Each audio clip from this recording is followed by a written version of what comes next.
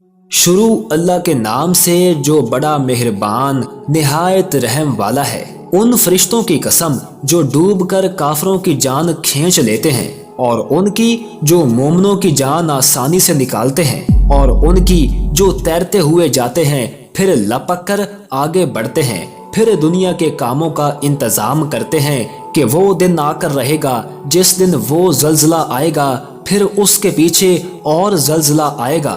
اس دن لوگوں کے دل خوف زدہ ہوں گے اور آنکھیں جھکی ہوئی۔ کافر کہتے ہیں کیا ہم الٹے پاؤں پھر لوٹیں گے؟ بھلا جب ہم کھوکھلی ہڈیاں ہو جائیں گے تو پھر زندہ کیے جائیں گے؟ کہتے ہیں کہ یہ لوٹنا تو سراسر نقصان کا لوٹنا ہوگا، تو بس وہ ایک ڈانٹ ہوگی۔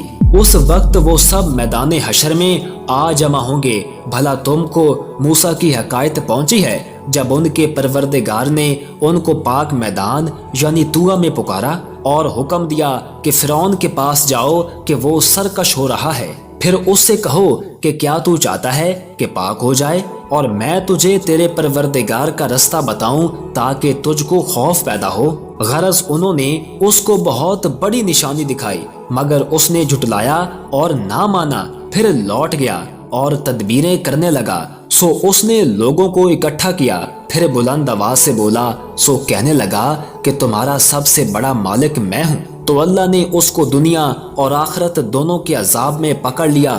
جو شخص اللہ سے ڈر رکھتا ہے اس کے لیے اس قصے میں عبرت ہے۔ بھلا تمہارا بنانا مشکل ہے یا آسمان کا؟ اللہ نے اس کو بنایا، اس کی چھت کو اونچا کیا، پھر اسے برابر کر دیا، اور اسی نے رات تاریک بنائی اور دن کو دھوپ نکالی، اور اس کے بعد زمین کو پھیلا دیا۔ اسی نے زمین میں سے اس کا پانی نکالا اور چارہ اگایا، اور اس پر پہاڑوں کا بوجھ رکھ دیا۔ یہ سب کچھ تمہارے اور تمہارے مویشیوں کے فائدے کے لیے کیا۔ پھر جب وہ بہت بڑی آفت آئے گی، اس دن انسان جو محنت وہ کرتا رہا یاد کرے گا، اور دوزخ دیکھنے والے کے سامنے لا کر رکھ دی جائے گی۔ اب جس نے سرکشی کی اور دنیا کی زندگی کو مقدم رکھا تو اس کا ٹھکانہ دوزخ ہی ہے، اور جو اپنے پروردگار کے سامنے کھڑے ہونے سے ڈرتا اور نفس کو بے جا خواہشوں سے روکتا رہا تو اس کا ٹھکانہ بہشت ہی ہے۔ اے پیغمبر صلی اللہ علیہ وآلہ وسلم، لوگ تم سے قیامت کے بارے میں پوچھتے ہیں کہ اس کی آمد کب ہے، سو تم اس کے ذکر کی طرف سے کس فکر میں ہو؟